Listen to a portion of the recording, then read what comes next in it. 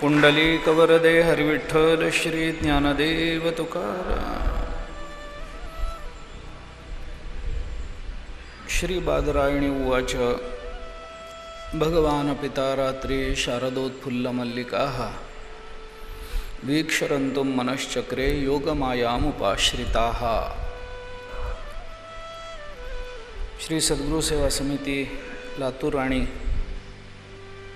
दिवाण परिवार यांच्या वतीनं आयोजित या प्रवचनमालेच्या अंतिम सत्राला आपण आरंभ करतो आहोत. श्रीमद भागवतातल्या रासक्रीडेचा विचार आपण करतो आहोत आणि ही रासक्रीडा म्हणजे भागवताचा प्राण आहे. ही रासक्रीडा भगवंतावरच्या गोपिकांच्या अंतःकरणात असणाऱ्या प्रेमाची पराकाष्ठा आहे. भगवंताच्या अवताराच्या स्वार्थी प्रयोजनाचा विचार आहे. ही रासक्रीडा याच्यामध्ये मानवी जीवनाच्या उन्नयनाकरता आवश्यक असणाऱ्या सर्व तात्विक जीवनमूल्यांचं एकत्रीकरण झालेलं आहे आणि म्हणून ही रासक्रीडा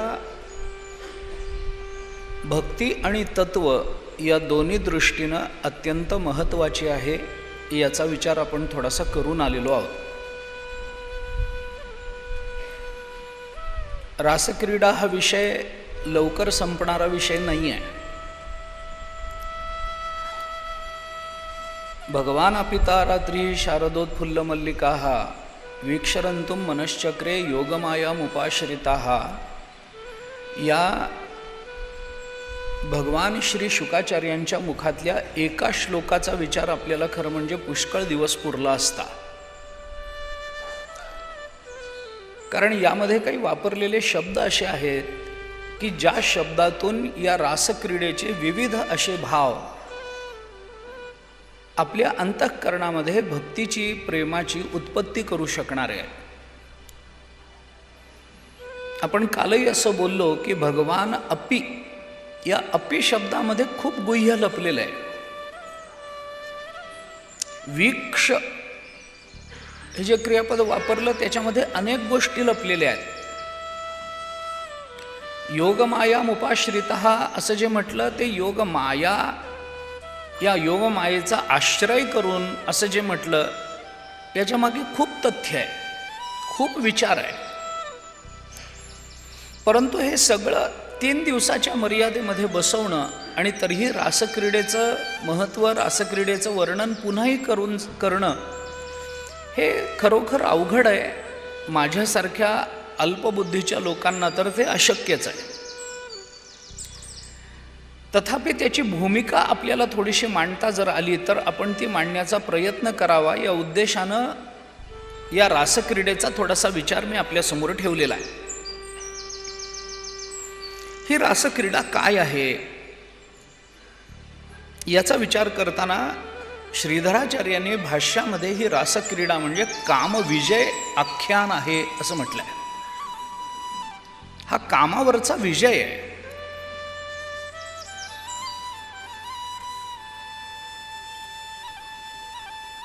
अनेक टीकाकार म्हणण्यापेक्षा भागवताचा विचार करणाऱ्या अनेकांना ही रासक्रीडा म्हणजे काम आहे असं वाटतं. पण हा काम नाही, हा कामावरचा विजय आहे.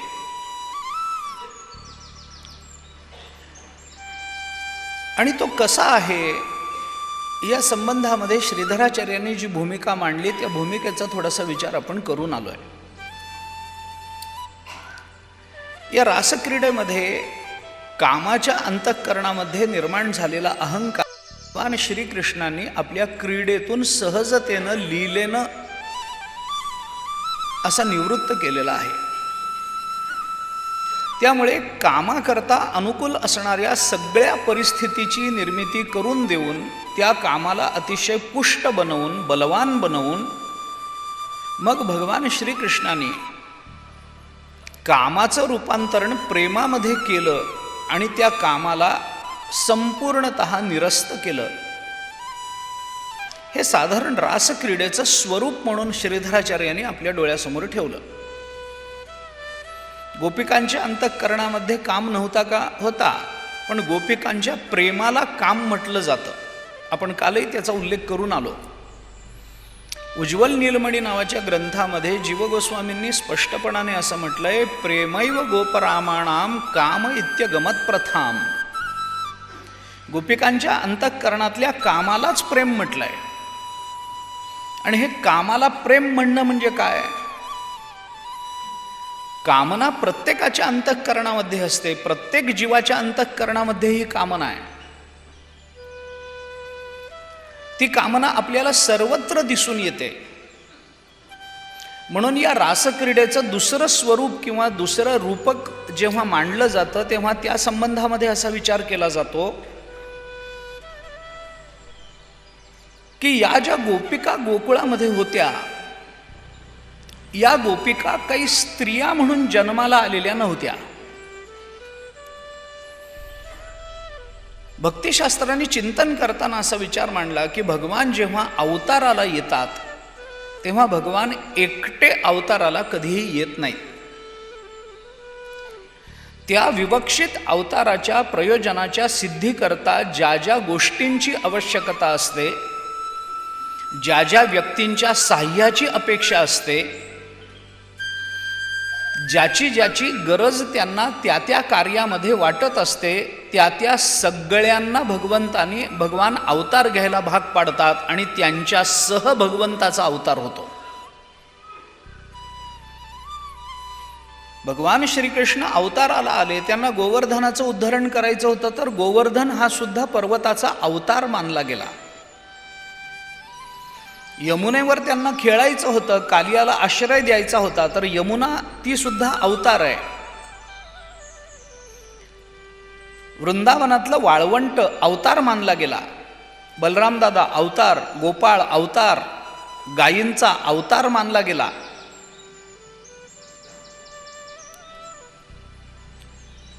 त्यामुळे पुंडलिकरायाचं वर्णन करताना भला भला पुंडलिक असं जो अभंग आपण म्हणतो त्याच्यामध्ये अवघा आणिला परिवार गोपी गोपाळांचा भार असं म्हटलं जातं.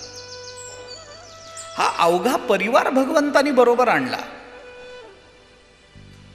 मग त्याच्यामध्ये यमुना असेल तर भगवंताचा तो तीर्थरूप अवतार माना, वाळवंट असेल तर भगवंताचा पृथ्वीरूप अवतार माना. अशा पद्धतीनं सगळे भगवंताचे हे अवतार मानले जातात. त्या त्या कार्याकरता आवश्यक सर्वांना घेऊन भगवान येतात. त्यामुळे रासक्रीडा करण्याकरता भगवान जेव्हा अवताराला आले, स्वार्थी प्रयोजनाचा विचार केला तर गोपाळ म्हणजे जसा अवतार तसं गोपिका म्हणजे सुद्धा अवतार आहे. कशाचा अवतार, कुणाचा अवतार याचा विचार केला तर एक दुसरं चिंतन आपल्याला या संबंधामध्ये मांडून दिलेलं दिसतं. या गोकुळातल्या गोपिका म्हणजे कोणी सामान्य स्त्रिया नव्हत्या. नाथ महाराजांनी भागवतामध्ये आपल्याला चिंतन सांगताना असं सांगितलं की या गोकुळातल्या ज्या स्त्रिया आहेत त्या वेदातल्या श्रुती आहेत. नाथ महाराज गोपिकांबद्दल बोलताना असं म्हणतात, त्या जाण वेदगर्भीच्या श्रुती, श्रुती रूपे नव्हे मतप्राप्ती, त्या परतल्या नेती नेती माझी सुखसंगती न पवती. त्या भागवतातलं वचन आहे. भगवान सांगतात, अरे उद्धवा, या ज्या गोपिका आहेत ना, या गोपिका सामान्य नाहीत, त्या जाण वेदगर्भीच्या श्रुती, या वेदातल्या श्रुती आहेत. त्या श्रुतींना परमात्म्याचा सगुण विग्रहाचा आनंद कधी घेता आला नाही.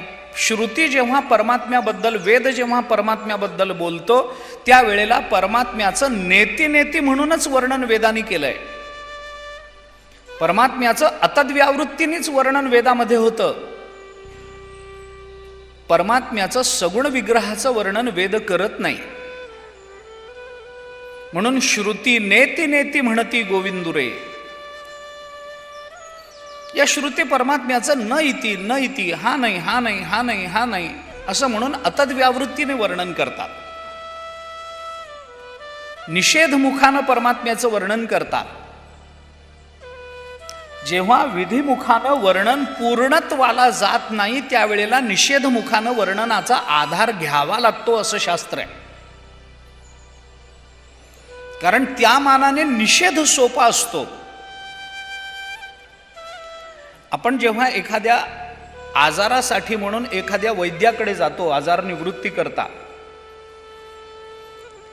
तर आपला आजार कमी व्हावा मग तो वैद्य आपली नाडी वगैरे तपासतो, आपल्याला काही औषध देतो. आयुर्वेदाच्या औषधामध्ये अनुपान सांभाळणं महत्त्वाचं असतं, त्याचं पथ्य पाणी सांभाळणं महत्त्वाचं असतं.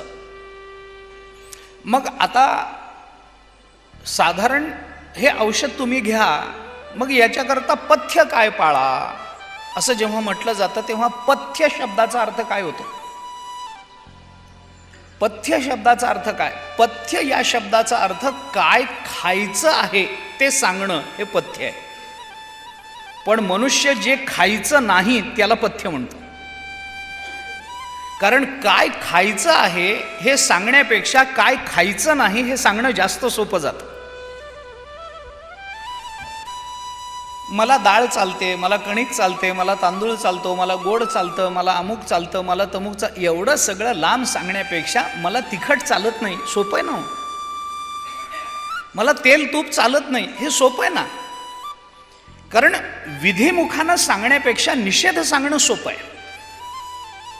त्यामुळे पथ्य हा शब्द विधित रूपानंच घ्यायचा असतो. तो सकारात्मक आहे, तो नकारात्मक नाही आहे. पथ्य शब्द आपल्याला काय चालतं याच्याकरता आहे, काय चालत नाही याच्याकरता पथ्य नाही. त्याला कुपथ्य म्हणतात. पथ्य वेगळं आणि कुपथ्य वेगळं, त्याला कुपथ्य म्हणतात.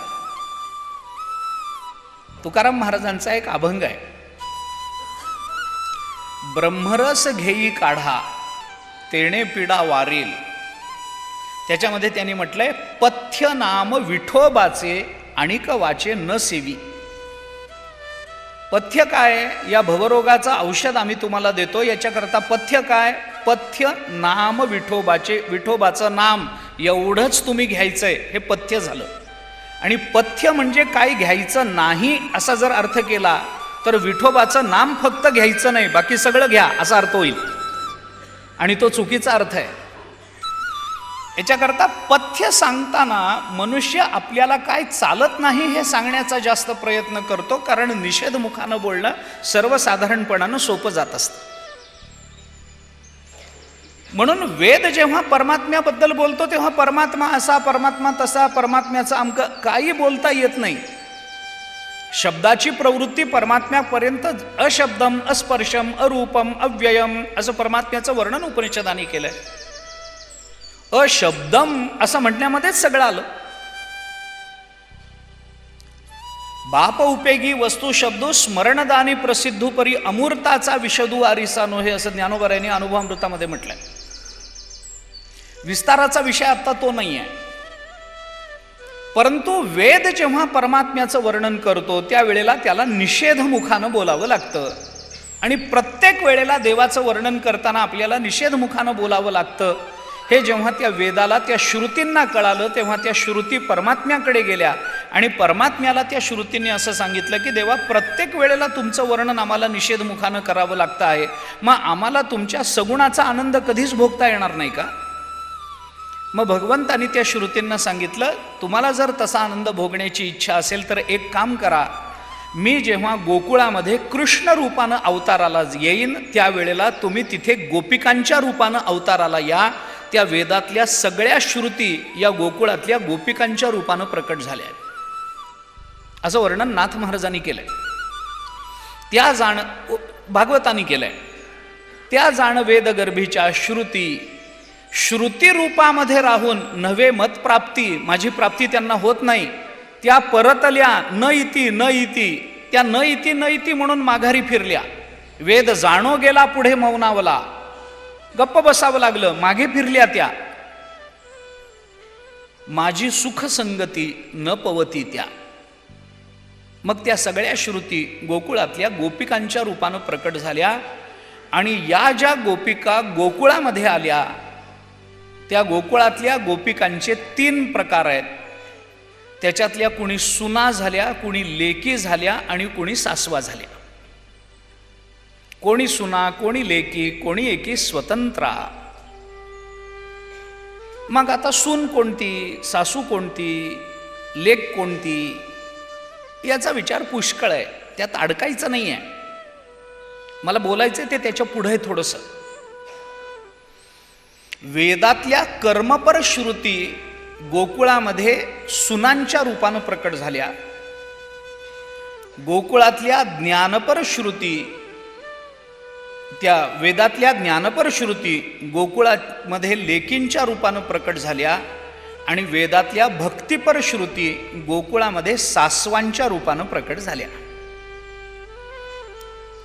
काही थोडासा बदल करू नये याचं चिंतन मांडता येतं, पण आत्ता तो मुद्दा नाही.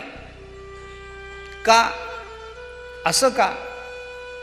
कारण कर्म हे परतंत्र आहे आणि सून ही कायम परतंत्र असते.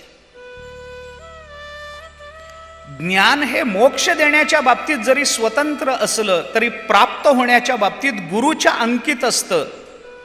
तशी लेक जोपर्यंत माहेरी आहे तोपर्यंत स्वतंत्र आहे, सासरी गेली की परतंत्र होते. आणि ज्या भक्तिपर श्रुती आहेत त्या सासवा झाल्या, कारण सासू कधीही परतंत्र नसते, ती कायम बरोबर आहे स्वतंत्र असते. ती स्वतंत्र आहे, तिला कोणाचा धाक नाही, तिच्यावर कोणाचं वर्चस्व नाही. ती म्हणेल तो नियम, ती उठेल ती पहाट. सासू पहाटे उठत नाही, सासू उठते त्याला पहाट म्हणतात. सुनेला मात्र पहाटे उठावं लागतं. त्यामुळे भक्ती कुणावर अवलंबून नाही आहे. जशी सासू कुणावर अवलंबून नाही, स्वतंत्र आहे, तशी भक्ती स्वतंत्र आहे. ती ना ज्ञानावर अवलंबून आहे ना ती कर्मावर अवलंबून आहे, असं काही नाही आहे. चांगली कर्म करतो त्यालाच भक्ती करता येते असं काही नाही. अजामेळाची कर्म चांगली नव्हती तरी सुद्धा तो भक्त ठरलाय. ज्याला ब्रह्मज्ञान झालंय तोच भक्त आहे असंही काही नाही आहे. ज्याला काही कळत नव्हतं अशांना सुद्धा ब्रह्मज्ञानी भक्तीनं नामस्मरणानं होता आलं, हे वाल्या कोळ्याचं चरित्र आपल्याला सांगतं. ज्ञानावर कर्मावर भक्ती अवलंबून नाही आहे, ती त्याच्या अंकित नाही आहे. भक्तीचं वर्णन करताना भक्तिरसामृत सिंधुकारांनी भक्तीची एक व्याख्या केली. अन्याभिलाषिताम शून्य ज्ञान कर्मादि अनावृतम अनुकूल्येन कृष्णानुशीलनम भक्ती उत्तमा असं म्हटलं. ज्ञान कर्मादि अनावृतम, ज्ञान आणि कर्मानी अनावृत असलेली भक्ती आहे, आवृत असलेली नाही. ज्ञान कर्मानी झाकली गेलेली नाही आहे ती. ब्रह्मज्ञान आहे का नाही, आपण आपल्याकडे आहे का नाही, काही घेणं देणं नाही, पण भक्तीचं फळ मिळू शकतं. शिक्षण आहे का नाही, काही घेणं देणं नाही. गवळी याची ताकपिरे कोण पोरे चांगली, काय होतं त्यांच्याकडे, पण भगवान त्यांच्या मुखातलं उच्चिष्ट घेत होते. एवढा अधिकार त्या गोपाळांचा. कुठल्या पाठशाळेत शिकले, कुठल्या गुरुकडे राहिले, कुठल्या विद्यापीठातली डिग्री मिळवली, काही नव्हतं. शेणकाडी करणारे गोपाळ, पण भगवंताचे प्रिय भक्त ठरले ना. कशाच्या आधारावर? ज्ञानाच्या आधारावर नाही, कर्माच्या आधारावर नाही. ही भक्ती ज्ञान कर्माच्या पेक्षा पलीकडे स्वतंत्र आहे, अंकित नाही आहे.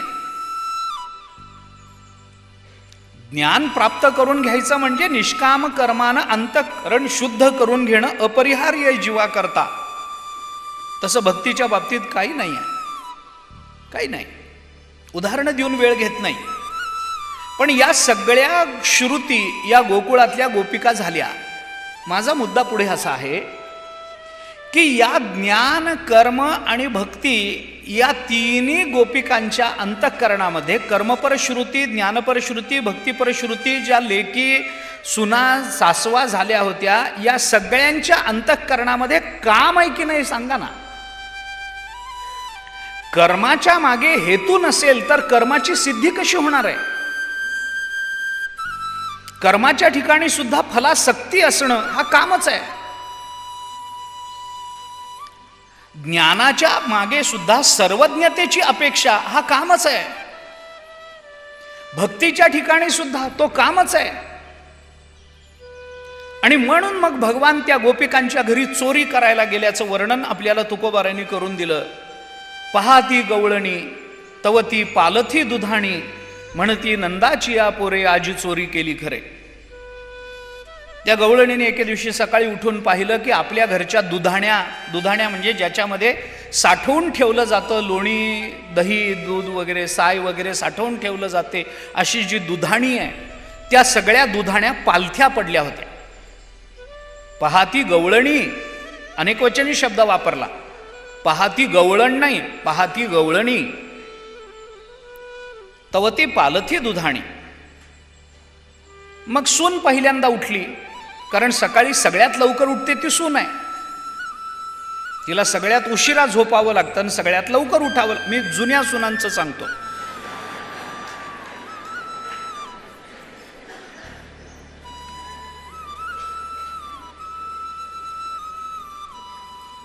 त्यामुळे ती सकाळी लवकर उठली आणि बघते तर आपल्या घरामध्ये चोरी झाली. आणि कशाची चोरी झाली तर आपली दुधाणी पालथी पडली. म्हणून तिने तिच्या नणदेला उठवलं. सासूला उठवायचं एकदम धाडस होत नाही, म्हणून तिने पहिल्यांदा नणदेला उठवलं. ती माहेरवाशीण होती, ती उठली. तिने कशाला उठवलं ग वहिनी मला? हे बघ घरामध्ये चोरी झाली. ती जाऊन बघते तर तिची दुधाणी पालथी पडली होती. आणि म्हणून या दोघी मिळून त्या सासूकडे, त्या आईकडे गेल्या आणि त्यांनी सांगितलं, आहो सासूबाई उठा, घरामध्ये चोरी झाली. मग ती सासू उठली, रागावली, कशाला मला उठवलं एवढ्या सकाळी सकाळी? तरी 9 वाजले होते. कशासाठी मला एवढ्या लवकर उठवलं? रात्रभर डोळ्याला डोळा नाही. अगदी आवडतं वाक्य प्रत्येक सासूचं, रात्रभर डोळ्याला डोळा नाही. सकाळी सकाळी कशाला? घरामध्ये चोरी झाली. चोरी झाली म्हणजे तुम्ही आहातच मुली अशा, भानच नसतं तुम्हाला. उघड्यावर सगळ्या वस्तू टाकता, चोरी होणार नाही तर काय होईल? काय झालं? म्हणे दुधाण्या पालथ्या पडल्या. मग ती सासू म्हणाली, हे हाच वेडेपणा आहे, मूर्खपणा आहे, कळत नाही, याला अनुभव लागतो संसाराचा. माझी दुधाणी मी माझ्या कपाटात ठेवली आहे, त्याला कुलूप लावलंय आणि किल्ली माझ्या कमरेला आहे. असं वागावं लागतं माणसाने. दाखवते कसं ठेवायचं. म्हणून तिने कमरेची किल्ली लावून ते कपाट उघडलं तर बंद कपाटात तिची दुधाणी पालथी पडली होती. आता हे काय आहे सगळं प्रकरण? ही एक लीला म्हणून आपल्याला, जरी भगवंताची लीला म्हणून जरी भगवंताबद्दल याच्यात प्रेम वाटत असलं तरी याचा काही तात्विक अर्थ बघावा लागेल की नाही. कर्माच्या मागे असं काय साठवलं जातं की भगवान त्याचा नाश करतात? त्याला पालथं टाकणं म्हणजे काय? पालथं टाकणं म्हणजे पूर्ण संपवणं. भांड, एखादी स्त्री जेव्हा एखादं भांड धुते, ती जर गृहिणी, खरी गृहिणी असेल ना, तर धुतलेलं भांड ती कधीही असं सरळ ठेवत नाही, ती पालथं टाकते. का टाकत असते? पालथं टाकणं याचा अर्थ ज्या पाण्याने ते भांड धुतलं गेलेलं आहे ते पाणी पूर्ण निथळून जावं आतलं, हा उद्देश असतो ना त्याच्यातला. बरोबर आहे ना? तुम्ही सांगा, काही हरकत नाही. भांडी धुवायची सवय असेल की घरी?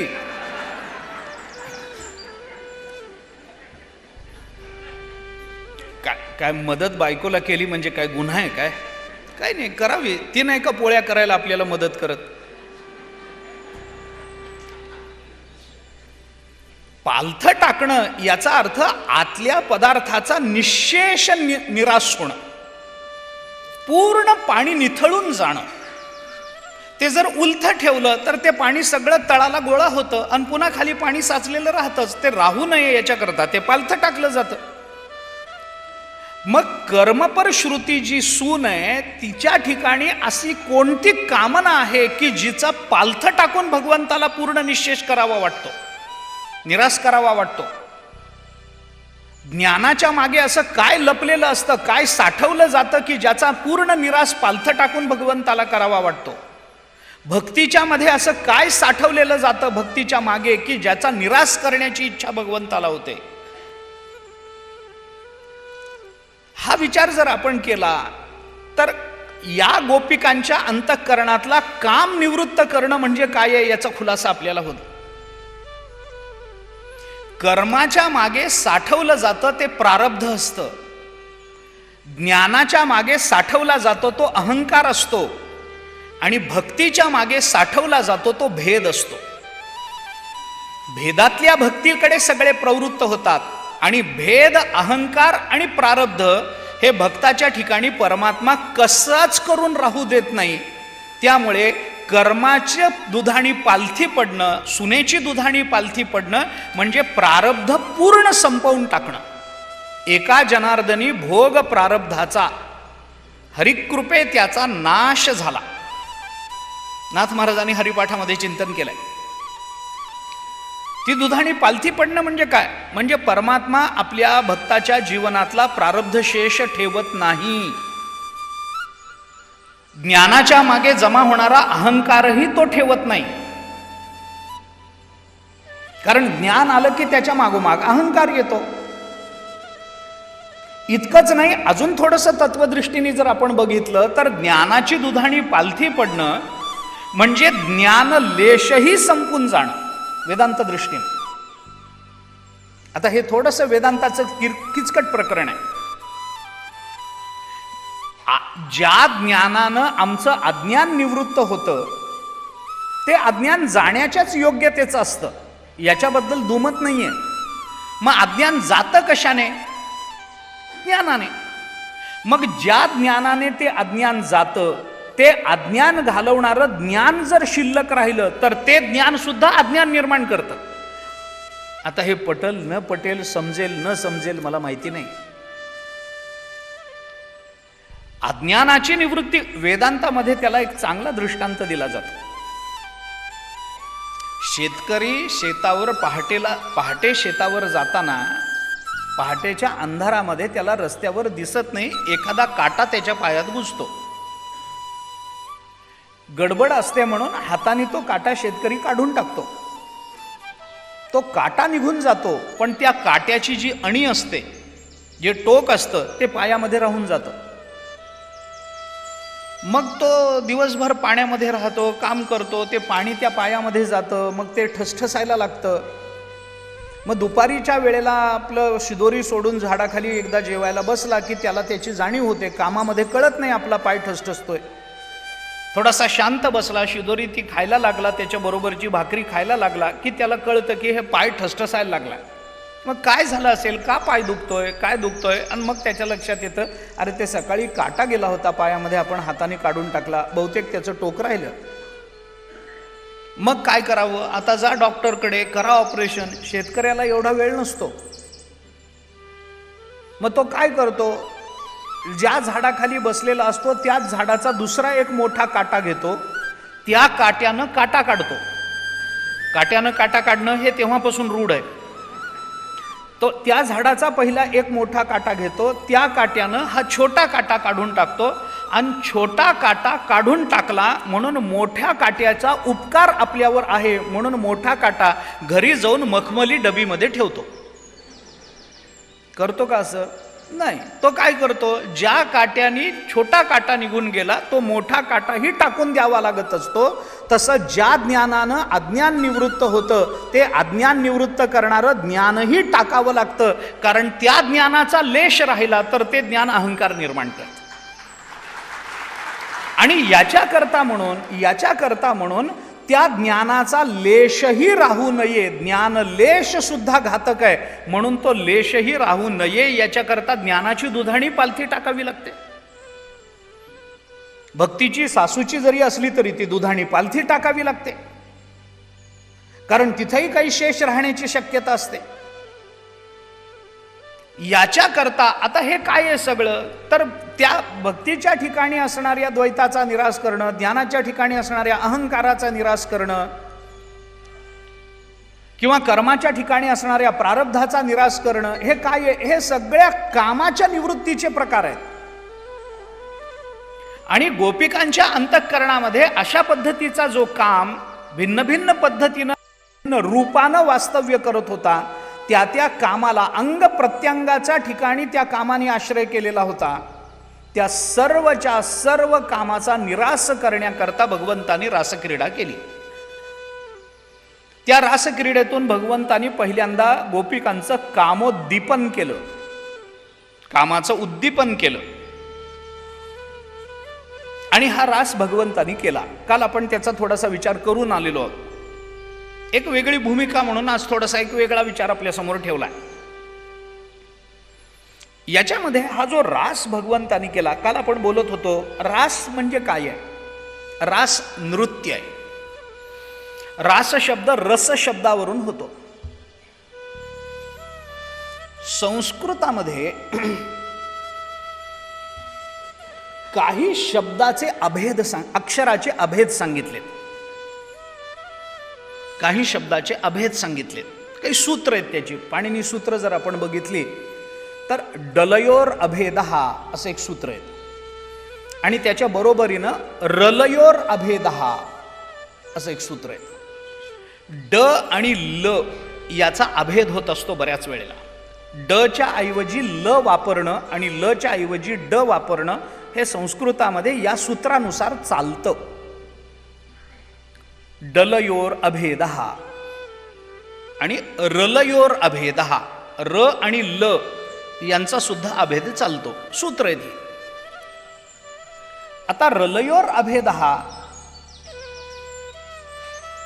रास शब्दामध्ये र आणि रच्या जागी ल चालतो असा जर विचार केला तर रास शब्दाचा अर्थ होतो लास, आणि लास शब्दाचा अर्थ आहे नृत्य. रास म्हणजेच नृत्य अशी एक त्याची सिद्धी आहे. रास म्हणजे लास आणि लास म्हणजे नृत्य. ज्ञानेश्वरीत आहे ना,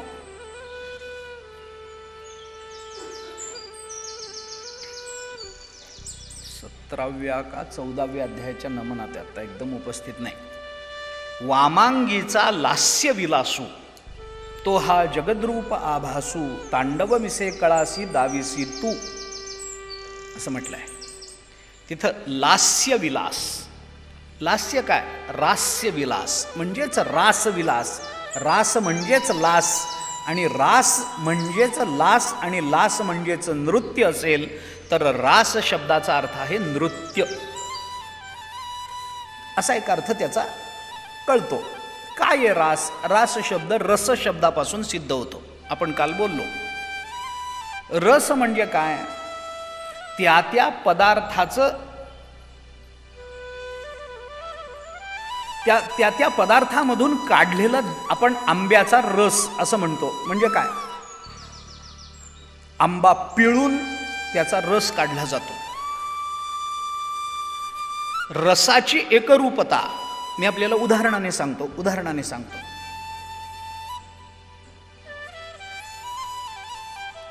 त्या त्या पदार्थामधलं जे तत्व असतं त्याला रस असं म्हणतात. लिंबाचा रस, आंब्याचा रस असं जेव्हा आपण म्हणतो तेव्हा तो रस काढून घेतल्यानंतर बाकीचं काय करतात, फेकून देतात. म्हणजे रस काढून घेतल्यानंतर ते सगळं टाकून देण्याच्या लायकीचं राहतं.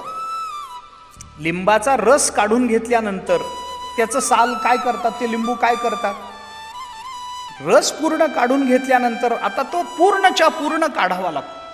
थोडा राहिला तरी ठेवला जातो. फ्रीजच्या फ्रीजमध्ये ठेव, इकडं ठेव, तिकडं ठेव, बायका करतात. थोडं लिंबू पिळायचं, थोडं ठेवायचं, पूर्ण पिळून होतं. ते पूर्ण पिळून म्हणजे पूर्ण पूर्ण पूर्ण पिळून.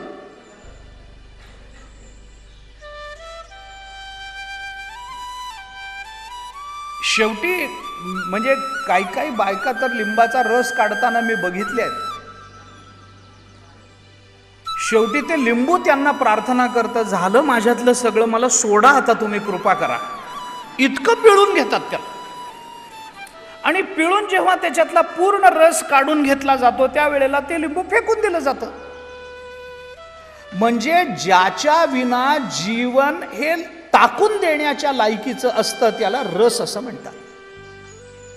सरळ अर्थ आपण बघा, ज्याच्या विना जीवन हे फेकून देण्याच्या लायकीचं, टाकून देण्याच्या लायकीचं, त्यक्त असं होऊन जातं त्याला रस असं म्हणतात. आता हा रस आहे,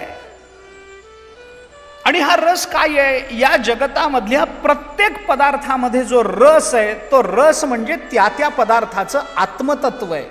कारण ते काढून टाकलं, शरीरातलं आत्मतत्व गेलं. शरीर जाळून टाका, शरीर पुरून टाका, शरीर फेकून द्या, काही उपयोग नाही.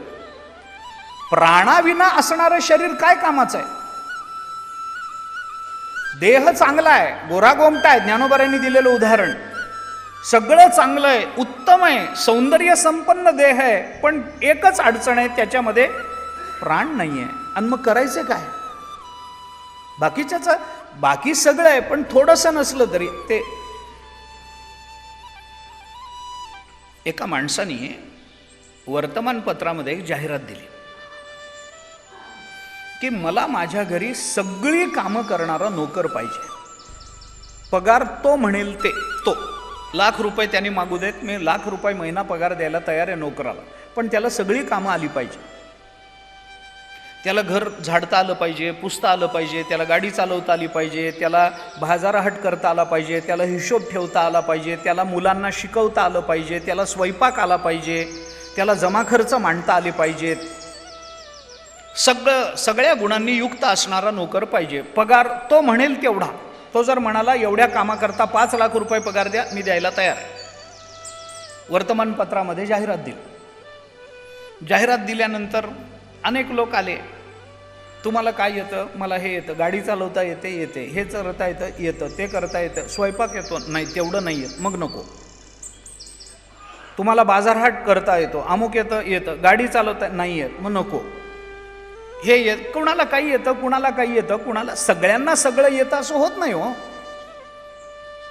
सर्वं न जानाति सर्वज्ञो नास्ति कश्चन न एकत्र परिनिष्ठा अस्ति ज्ञानस्य पुरुषे क्वचित. महाभारतामध्ये एक वचन आहे ऋतुपर्णाच्या मुखात नलराजाच्या संबंधाने.